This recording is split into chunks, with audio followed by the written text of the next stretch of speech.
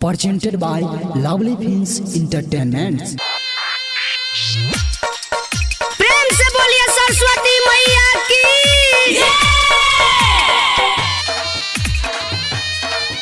Presented by Virat Music।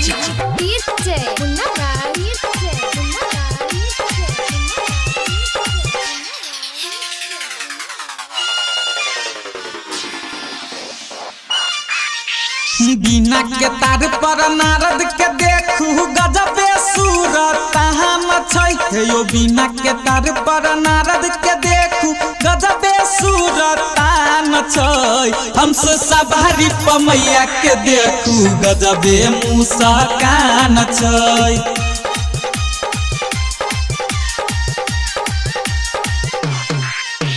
बिना के तार पर नारद के देखू गजबे सूरत छै यो। बिना के तार पर नारद के देखू गजबे सूरत छै। हमसे सवारी पमैया के देखू गजबे मुस्कान छै।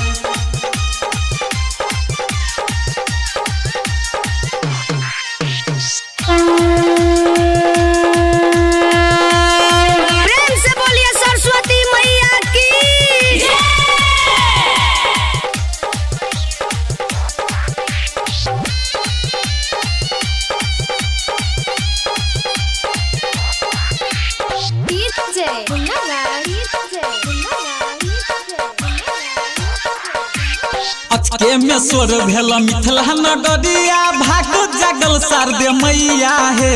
नाचैया मोरा बाजू मैया लोगबा बाजैया सगरो बधैया हे। अचके में स्वर भेल मिथिला नगरिया भाग जगल शारदे मैया हे।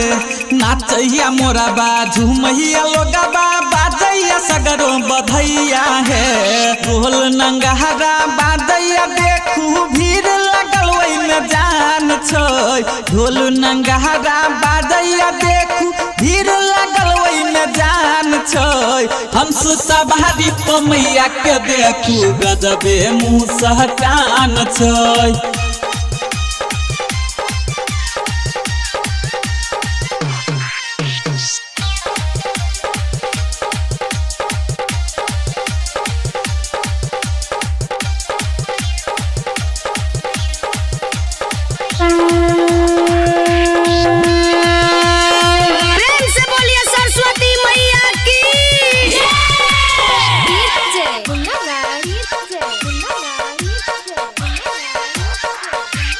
मानव विभोर भेलै सगर होई जोरा भेलै कमल आसन विराजल यै। माटी के मूर्ति से हंसे मोहरा मैया ज्ञान के दीप जलाबू यै। मानव विभोर भेलै सगर होई जोरा भेलै कमल आसन विराजल यै। माटी के मूर्ति से हंसे मोहरा मैया ज्ञान के दीप जलाबू यै। देवता मुहनी देख मुस्काबे सेवका के बसल जान छै। देवता मुहनी देख मुस्काबे सेवका के बसल जान छै। हमसे सवारी पमैया के देखू गजबे मुस्कान छै।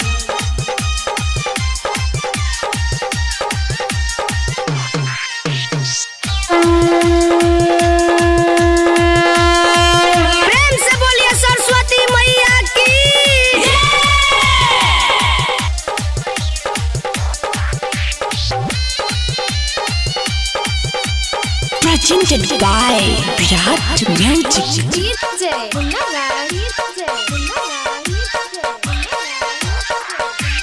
नारद जी कहथिन सुनू हे मोहरा मैया नेवता पठावल ह सेवा कहा के। राइटर पंकज राकेश के साथे कष्ट मिटाबू महेशवा के। नारद जी कहथिन सुनू हे मोहरा मैया नेवता पठावल ह सेवा कहा के। राइटर पंकज राकेश के साथे कष्ट मिटाबू महेशवा के। गायक रंजन राजेश के दिल में है पूजा के बड़ी अरमान छै। गायक रंजन राजेश के दिल में पूजा के बड़ी बड़ी अरमान छै। हमसे सवारी पमैया के देखू गजबे मुसहकान छै। हमसे सवारी पमैया के देखू गजबे मुसहकान छै।